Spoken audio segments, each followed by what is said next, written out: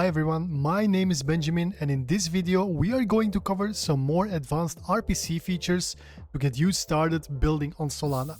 So we are going to discuss WebSockets and gRPC streaming and how we can subscribe to such Solana RPC streams and receive their notifications, and why one might be faster and more efficient than the other. And finally, we will set up both a WebSocket and a gRPC stream, compare their payloads, and see how we can handle them quickly and efficiently. And on top of that, all the code will be available for download via our GitHub repository. Now, this video is part of a series, so make sure to subscribe so you don't miss any of the upcoming videos where we will eventually create our own trading bot. So with that said, let's get started.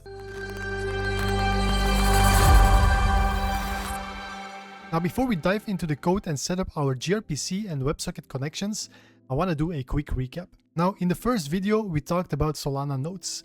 And we know that a node is a server running a specific software that helps us connect to the Solana blockchain. We also know that these nodes work together to add new blocks to that blockchain. Besides that, we discussed that there are two types of nodes. We have the RPC node and we have the validator consensus nodes. Now, as a validator node, your primary focus is on maintaining the network by processing transactions and participating in the consensus. And as a RPC node, on the other hand, which is a non-voting node, your primary focus is to respond to data requests that do not participate in the consensus. And these calls, they are often referred to as the Solana RPC methods. Now, RPC stands for Remote Procedure Call, and it is a software communication protocol that allows one program on one server to request a service from another program on another server. Now, on Solana, there are two major categories of RPC methods. The first one are the HTTPS methods, and these are often used for one-time queries, like for example get the parsed transaction information or get a wallet balance. It is here that the client sends a request and gets a single response back, and it is best for on-demand data fetching. On the other hand, we have the Solana WebSocket methods, and these are used for continuous updates, like for example tracking transactions, slot updates, and tracking wallets and programs for live notifications. It is here that you need to subscribe to a data stream to get these notifications automatically. And it is best for real-time applications like for example trading bots and live dashboards. Alright, so I have a quick overview here of a regular HTTP request and a WebSocket connection. And with the regular HTTP request, what our app will do is send a request for certain data, and the RPC will return us that data that we requested. Now, with a WebSocket connection, this is a bidirectional communication method, and it runs over a single TCP connection, meaning that it is full duplex, and that means that the communication goes in both ways, from and to the client. Now, once we are connected with that WebSocket, we will have to send a subscribe request. And once the WebSocket confirms our subscription request, we can tap into that data source and we will receive notifications when an event is triggered. So let's say that with our HTTP requests, we request the actual lamperts from a certain wallet. So we want to know how many SOL is in a wallet. We can request that and the RPC will return that to us. With a WebSocket, on the other hand, what we can subscribe to is the account subscribe method, and that will return us every time the wallet balance changes. So if a wallet purchases something or the wallet balance changes, we will get a notification. So with the HTTP request, we just request what the current balance is, and with the WebSocket connection, we actually get notified when the balance changes. And that is the main difference between the WebSocket connection, which is persistent, and the HTTP request connection, which is a request answer type of connection. And once the answer is sent back to the client, there is no persistent connection left. However, with a WebSocket, once a notification has been sent, the persistent connection stays alive. Alright, so now that we know that we can talk to these RPCs in two ways, by asking for data and getting data returned, or by setting up a persistent connection, it is time to have a look at the different methods out there. If you go to docs.solanavibestation.com under the API docs, you will see that there is two types of methods, and we have the HTTP methods and the WebSocket methods. And if you real quick look at the HTTP methods, you will see that the first one says get account info, and this returns all the information associated with the account or provided public key. Now, if we scroll down a bit, then you will see that there is a method called get transaction, and get transaction we used in one of our previous video to get the parsed transaction details based on a signature. Of course, we used the Web3.js SDK, but we were requesting data via the getTransaction HTTP method. And this returns the transaction details for a confirmed transaction signature. And that is exactly what we requested. Now, on the other hand, you have the WebSocket methods. And as I said, there is the account subscribe method. And if you subscribe to this method, what it will return to you is notifications when the LAMP ports or data for a given account public key changes. If we subscribe to this method and we provide it a wallet, every time the LAMP ports balance of that wallet changes, we get a notification. And the subscription looks like this. So we will have to send an object that contains a parameter called the JSON RPC, an ID that we can choose. So we can also identify when a message is sent to us or what ID it is, as we can subscribe to more methods. And of course the method itself, in this case account subscribe. And the parameters is the wallet that we want to listen for. Of course there are many other methods and some of these we will use while building our trading bot. However, if you want to check them out, you can always go to docs.solanavibestation.com and you will find them under the API documentation. Now, besides streaming data using WebSockets, we can also use something called gRPC streaming. And gRPC offers some advantages over WebSockets. Now, gRPC uses the Yellowstone Dragon's Mouth gRPC library. And this is a geyser-fed interface that provides ultra-fast data transmission for Solana RPC clients. Now, Geyser is a plugging mechanism on a validator through which information about slots, blocks, transactions, and so on can be forwarded to external data stores. And this enables developers to access some forms of this data without having to fetch it on-chain. Now, gRPC is built on HTTP2, which allows for better use of network resources, lower latency, and also faster data exchanges compared to the traditional HTTP JSON RPCs and of course the WebSocket TCP connections. Now, this can be really advantageous if you're, for example, building a sniping tool where getting information fast can make all the differences.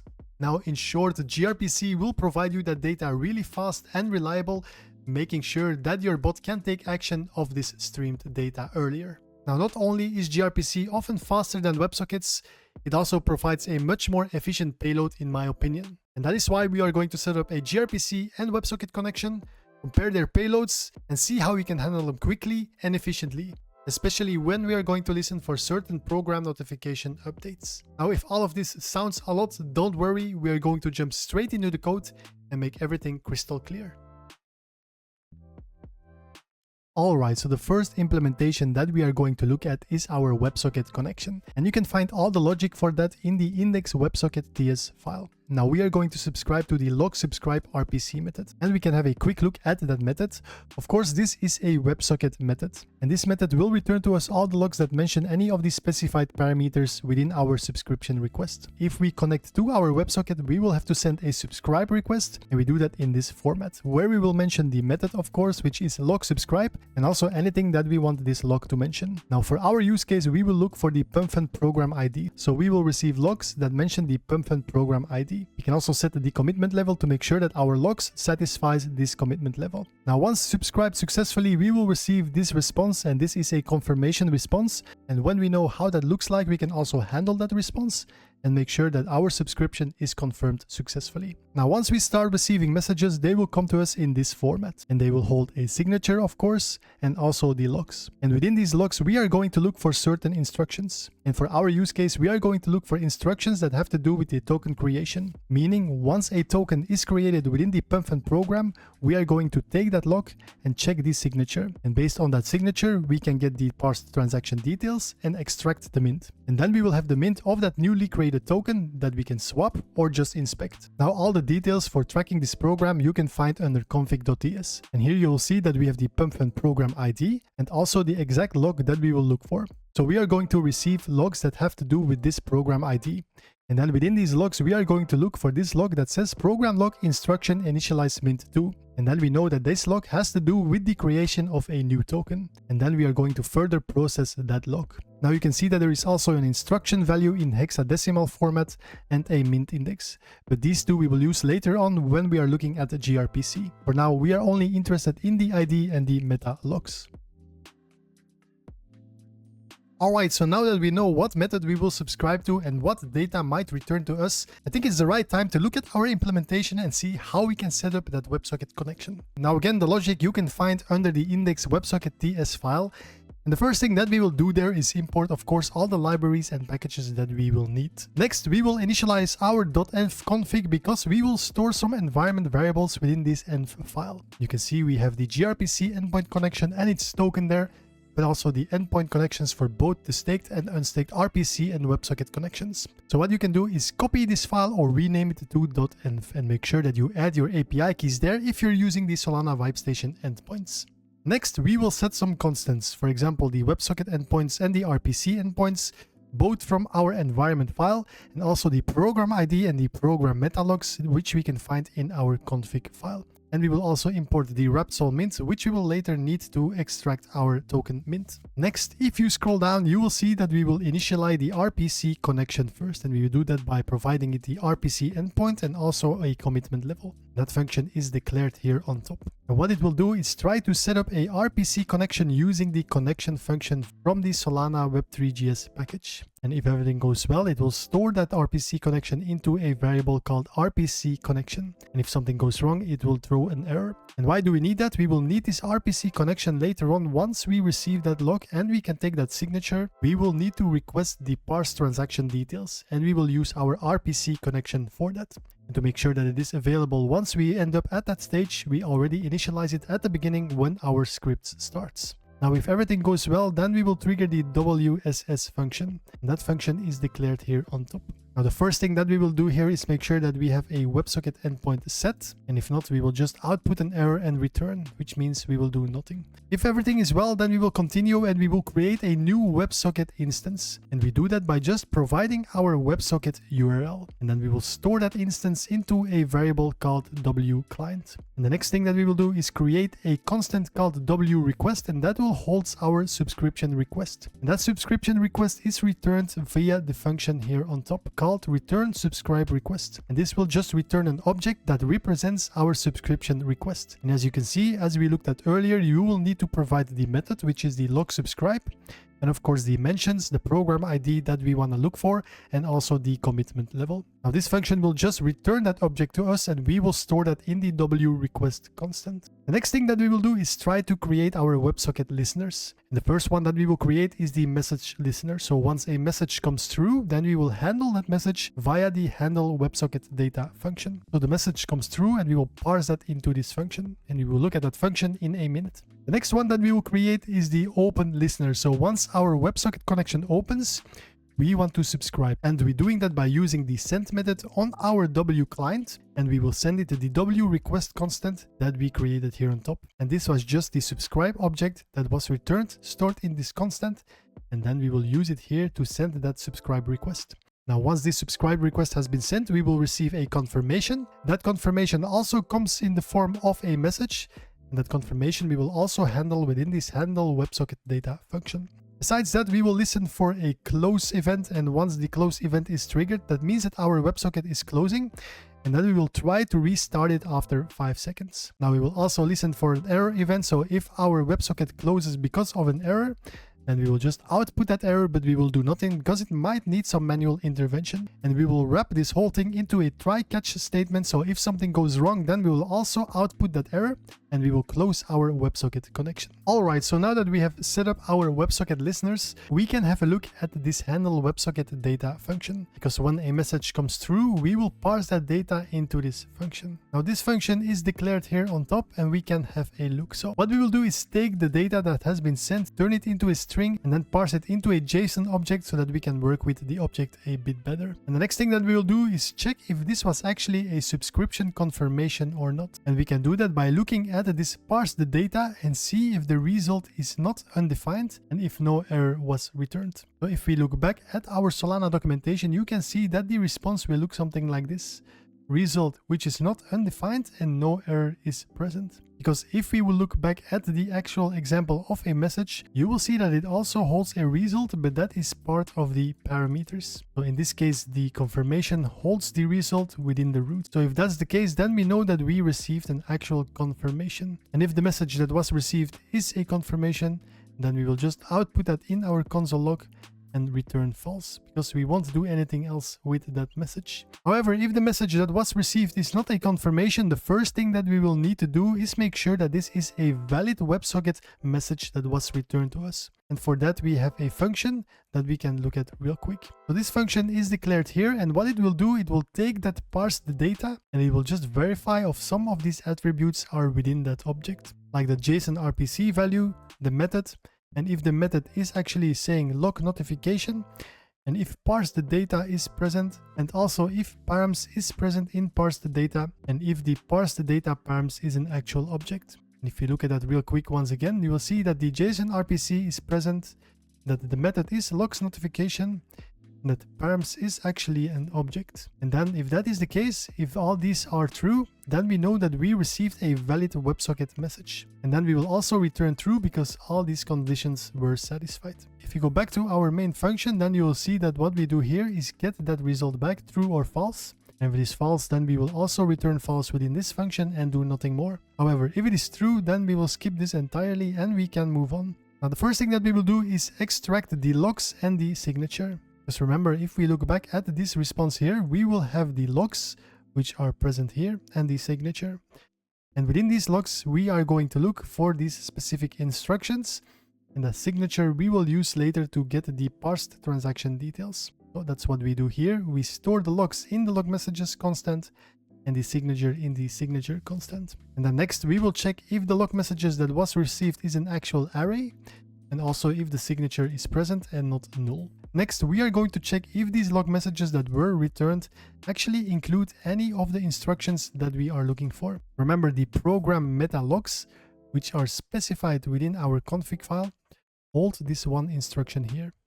And we are going to check that this instruction is actually present in the array that was returned called log messages. Now, if that is not the case, then we will return false because the message that was returned to us is a valid WebSocket message, but it has nothing to do with the instruction that we are looking for. However, if the instruction is present in the logs, we will continue. The next thing that we will do is check if our RPC connection is still valid. And this we initialized earlier when we started our script. And then we will use that RPC connection to get the parsed transaction details using that signature that we got from the logs. And then once we receive these parsed transaction details, we will store them in a constant called tx. And within tx, we are going to look for metadata. And I have an example here from a gRPC payload, which already includes this metadata.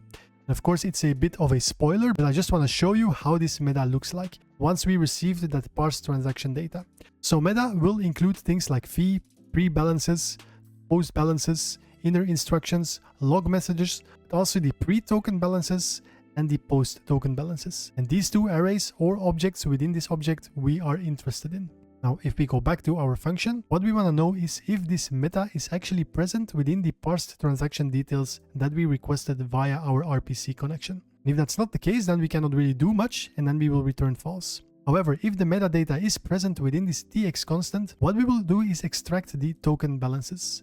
And ideally, we want the pre-token balances first, and if they are not there, we want to take the post-token balances. And then we store them again in this constant. And just to have a look at these token balances, these are the pre-token balances, and they include things like the Solana mint, but also the token mint. And that's what we are going to do now. We are going to look at these token balances and try to extract the actual token mint. Now, once these token balances are stored within this constant, what we will do is send this constant to a function called log via token balances. And in that function, we will just parse the token balances array that we just created here and also the signature. And then we can have a look at this function. So here in turn, we receive these token balances and that signature.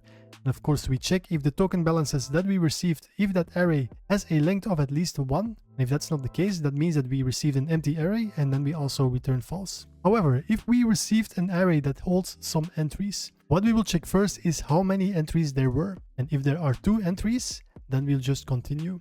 And then we will store the first entry in mint1 and the second entry in mint2. And if you look back at our example, for example, here in the pre-token balances, we can see that we have 3 entries. So that does not satisfy our condition in this case. If you go back to our function, if that is the case, if we only have 2 entries, now what we will do here is check if the first mint is the actual wrapped sol mint. And if the first mint is the wrapped sol mint, that means that the returned mint is actually the second mint. Now, if that's not the case, then we will have a fallback functionality here that will loop through all these mints and check which is the wrapped sol mint. And if that's not the wrapped sol mint, then it will assign the other mint to the returned mint. Now, if in the first place there were more than 2 entries, then we will take the same approach. We will loop through all these entries and we will check for each entry if it is the wrapped sol mint. And if that's not the wrapped sol mint, that means it is the returned mint. We can have a look back at this example here where we had 3 entries. So if we would loop through all these entries and we will check the mint, first one is the actual token mint and the other 2 are the wrapped sol mint. So we would have catched this as the token mint. Now, once we have stored our returned mint into that returned mint variable, we will of course check if we could extract the mint, because if we could not extract a valid mint, we will return false. And if that's the case, if we have a valid mint, then we will set that into a public key object and take the 2base58 format from that. And then we can log out the actual mint and the signature. And we also have a benchmark function here, but we will look at that later. Now, of course, this approach is not ideal because sometimes within these token balances, there might also be other mints that we are not really looking for. And that's why I think the gRPC payload is much more efficient, but we will look at that in a moment. Alright, so now that our WebSocket implementation is ready, I think we should try it out. And you can do that by going to terminal and then click new terminal. This will open a new terminal for you, and here you can type npm run wss, and this will start our WebSocket connection. Now on the left hand, I opened the GMGN app and I'm under the trenches overview where I set the filter to only show pump fund tokens. So if a new pump fund token is created, it will show up here. So once we start our stream, it should ideally also show up there. So once we start it, we will send that subscription request and we will get a confirmation back. And now when a new token appears here, it will also appear within our list here. And as you can see, a new token appeared and it also appeared here. So what we can do is copy the CA, search for it, and you see that it is the exact same token. And now other tokens are coming in and you can see that it is really snappy in showing all the new tokens coming in. So our WebSocket connection seems to work and I'm happy with this implementation. So now let's go ahead with setting up our gRPC implementation. And after that, we can run both at the same time and see which one of the two is the fastest. Of course, now we are using our staked RPC and WebSocket connection. You can also use the unstaked RPC and WebSocket connection, and also that might make a difference, of course. But eventually, we are going to test the staked versus our gRPC connection and see which one performs best. Alright, so now we will implement our gRPC implementation. And to do that, we will of course have to have a gRPC connection. And this one we can get via the Solana VibeStation cloud platform. Alright, in order to go to the cloud platform, you can go to cloud.solanavibestation.com. And next you can click on Place New Order. And after that, you can select Solana Node Services. And then you can click on gRPC Services. And here you can select any product that you wish. For now, we are going to order the basic gRPC streaming tier. After that, you can select the billing cycle and also add any promotional codes if you have them. And then click Order to check out. Once your order is successful, you will find your details under Services, Solana Node Services, gRPC Services. And once you click on Basic gRPC Streaming, you will find all the details here needed to connect. What you will have to do is copy your endpoint and your X token, go back to your application, and under the environment file, you will have to make sure that you add the right endpoint there and also paste your token. And once done that, you are ready to connect over gRPC.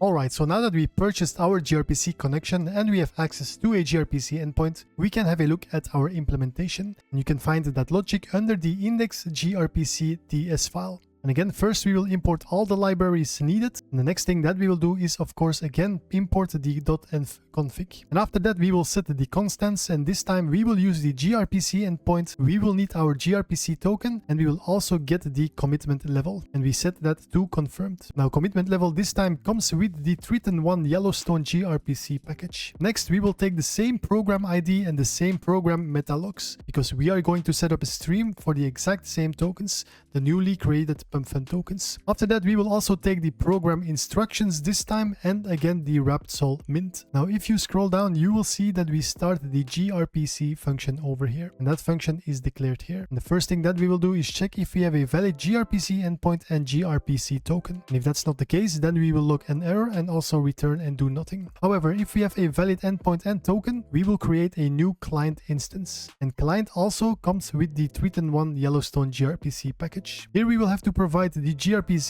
endpoint and our token. And then we will store that into a gclient constant. Once we have that constant, we will subscribe to that constant and await that. And once that is returned, we will store that into the gstream. Next, we will create a gRequest, and that is the subscription request, just as we did with our WebSocket connection. However, this time the subscribe request looks a bit different. Also here, we will provide the program ID and we will set the commitment level. So this is actually the same as what we did with the WebSocket connection. Also here, we will provide SVS gRPC so we can identify when a message is returned to us that we are looking at a notification that has to do with this program ID or this subscription. If we go back, now we have the subscription request within the gRequest constant. And the next thing that we can do is actually send that subscribe request using the send subscribe request function. And we can have a look at that because that also is declared here on top. And if you open that, you will see that we promisify this subscribe request. And with promisify, we mean that we wrap our subscribe request into a promise function. So this will return resolve or reject. And what we will do here is take that stream that we provided, write the request that we provided, which is our subscribe request. And if it resolves properly, it will resolve. If not, it will throw an error. And the reason we set it up in this way is that we can store this subscribe request into a function that will promise us a resolvement or a rejection. And then we can just add it like this within our logic. And if everything goes well, because we are awaiting that function, then we can output that we are subscribed successfully. The next thing that we will do is set up our gRPC listeners. And also here, we will promisify these functions. If you click on this, it's also declared here on top. Again, as you see, we promisify, we are giving it our stream, and based on that stream, we can create our listeners. And we have a data listener, which you can compare with the message listener from our WebSocket. And also here, we will parse that data into a function, handle gRPC data. We will also set up a listener for errors, and when an error occurs, we will output it in the console, and we will of course reject and end the stream. And also if it ends and closes, we will resolve, because this time we are promisifying these actions. Remember, we are doing that because then we can just take this function and add it here within our logic, and then we can wrap this within a try catch statement, and if anything goes wrong while we are awaiting these functions,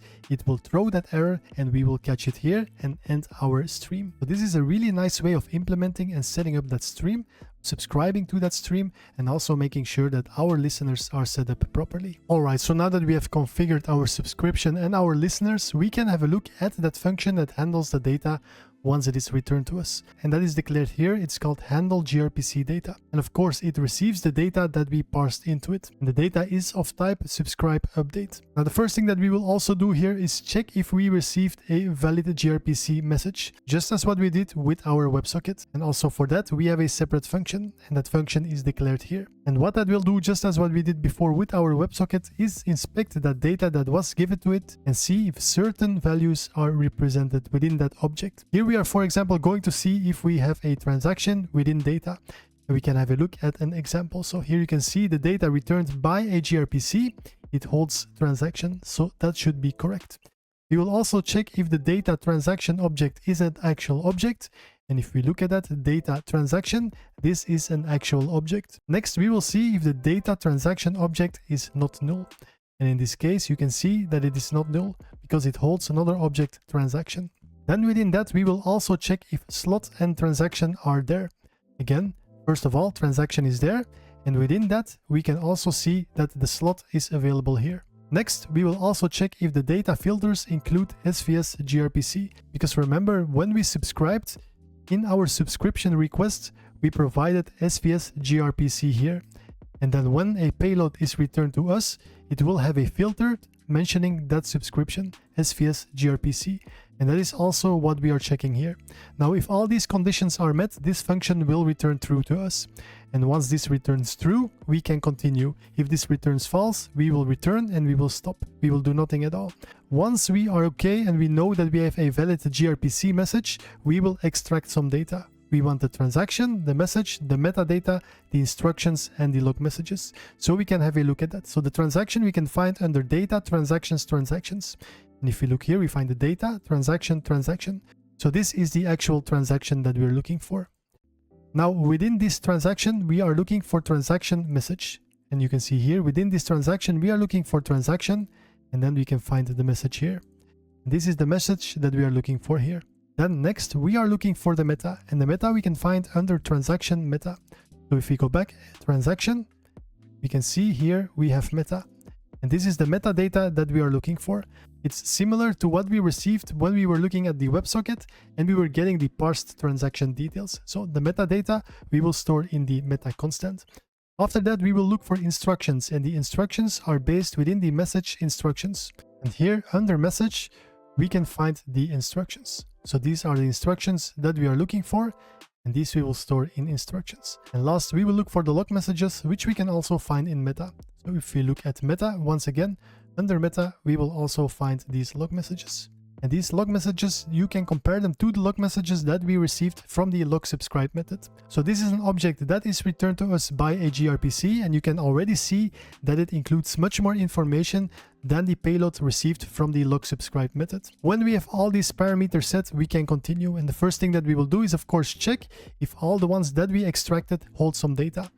And if some of them don't hold any data, then we will return, because we need all that data to continue. Alright, so now that we extracted all the data that we need, we can move forward. And the next thing that we will do is check if this payload has to do with the instruction that we are looking for. Because remember, when we were looking at the WebSocket implementation, we were checking that based on the program meta logs. So if we look at these meta logs again in config, we were looking within these returned logs if this specific log was included. And we can take the same approach by looking at these log messages that we extracted and check if these program meta logs are included. Now, based on the gRPC payload, we can also take another approach. As you saw earlier, we extracted the instructions. And if you look back at these are the instructions under the message that have to do with these transactions. So what we can do now is look for a certain instruction within these instructions, and we can look for them based on their data.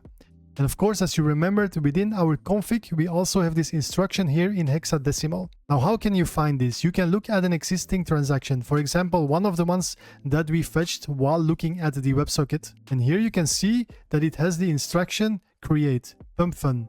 This one here. Now, by default, raw is not enabled, so you have to enable raw. And here you can see the instruction data, and you can copy this. And what you'll have to do is turn that into hexadecimal, and that's what we did here, because I copied that exact instruction data string here. And as you can see, it says 18 1E C8 28 05 1C 07 77.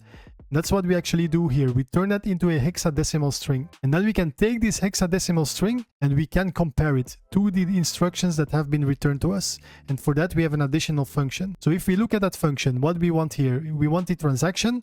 And then we are going to take that program instruction within our config, and then that instruction we are going to buffer. And that buffered instruction, we are going to see if it equals the first 8 digits of our instructions. So if we look back at this instruction set, we go through all these instructions, and then we will check if this buffered instruction that we have in hexadecimal is equals to one of these instructions here, the first 8. And if that is the case, then we know for sure that we are looking at the right instruction. This is another way of looking into these instructions and actually trying to get these instructions out of the payload. Now, another way is the log messages, and again, both are fine. And I think with TypeScript, even using strings is better than these buffers. But it's totally up to you which approach you want to take. The next thing that we will do is turn this signature in a human readable signature. And again, if we look back at the signature under transaction signatures, so if we go up, we have here the transaction signature. Also, this signature is in buffer format. And that's also what we do here. We turn the buffer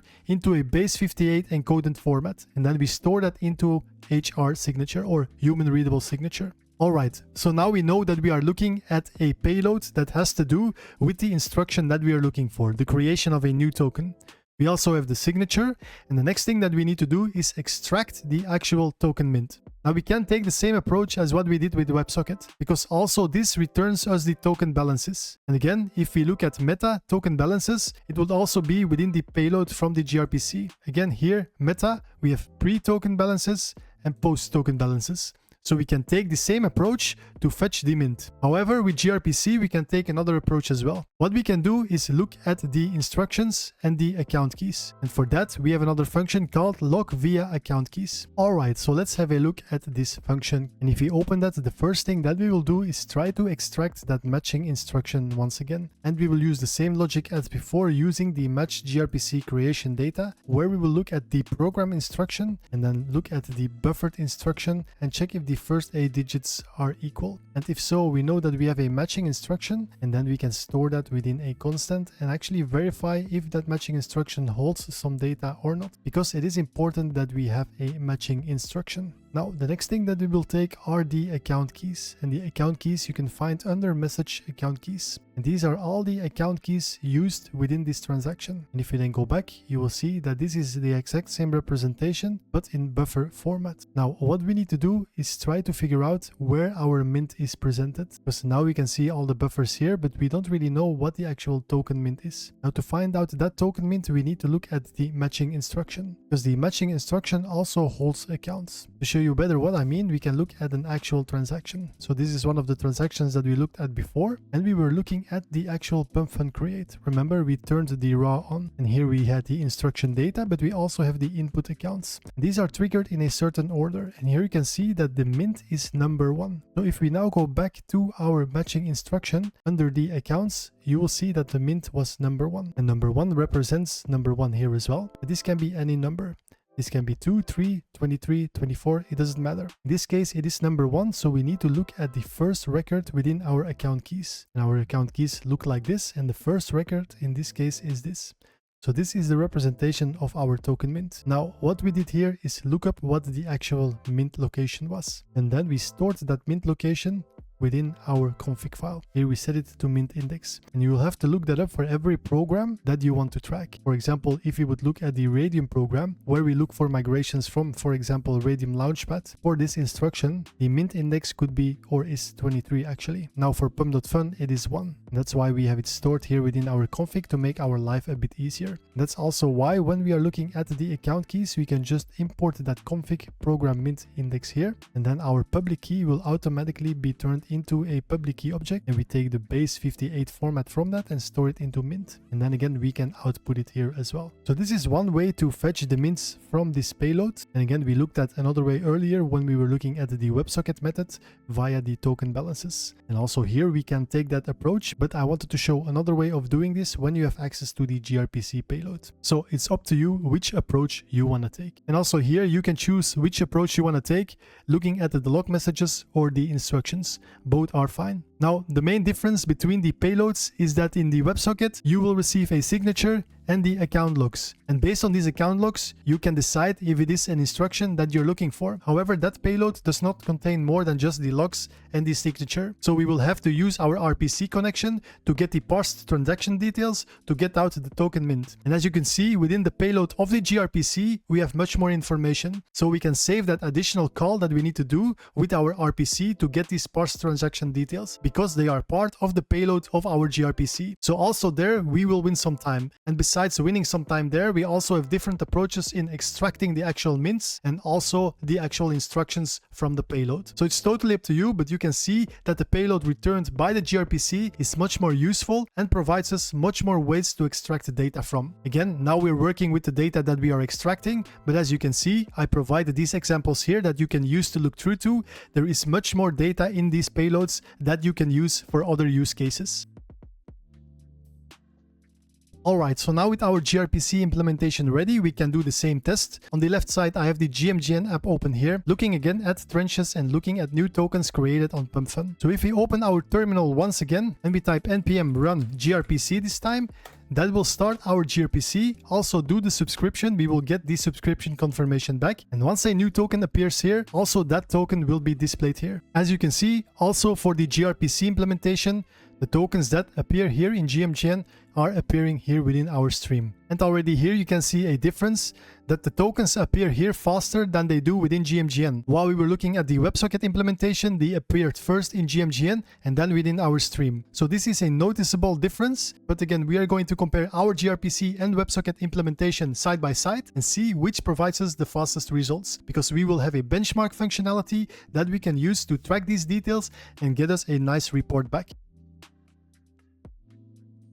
Alright, in order to see which of these implementations is the fastest, we actually need to track when they find a token. So for that, I have a functionality within the index.ts file under benchmark, and there is a function called save benchmark data. Now this takes a source, which is gRPC or WebSocket, a timestamp, and the actual token, and then it will store it into a benchmark data.json file. And we also have a function output benchmark stats, which we can call, and that will return us a nice report. Now I'm not going to cover the logic from these functionalities. You can just download the code and check them out. I will just show you how you can run them. Again, the save benchmark data function is already present within the index gRPC and index WebSocket file. So if we look for that, you will see that it is imported here on top. And also when a mint is found, we send that mint to our save benchmark data function. And we provide the source, which is WebSocket, the timestamp, and the actual mint.